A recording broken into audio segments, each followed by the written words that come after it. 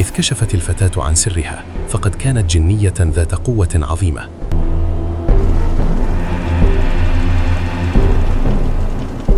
لقد نجوت، لكن الخيانة لن تمر دون عقاب.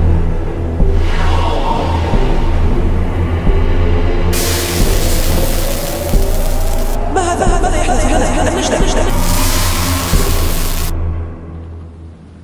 أنقذتني من الغرق، ثم عادت إليهما لتقتص منهما، ومسختهما كلبين أسودين جزاء خيانتهما، وجاءت بهما إلي وقالت: هذا جزاء الغدر. لكني تذكرت وصية أبي فأشفقت عليهما وأبقيتهما معي لعل الله يبدل حالهما يوما.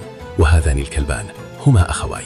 البشر عابثون لا يرون إلا أنفسهم.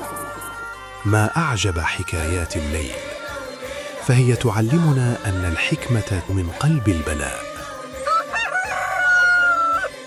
يا مولاي، لقد أدركنا الصباح، وغدا تنتظرنا شؤون المملكة. يا مسرور، اعتني بولي العهد نور الدين، فهذا أمر الملك. أمرك يا مولاتي.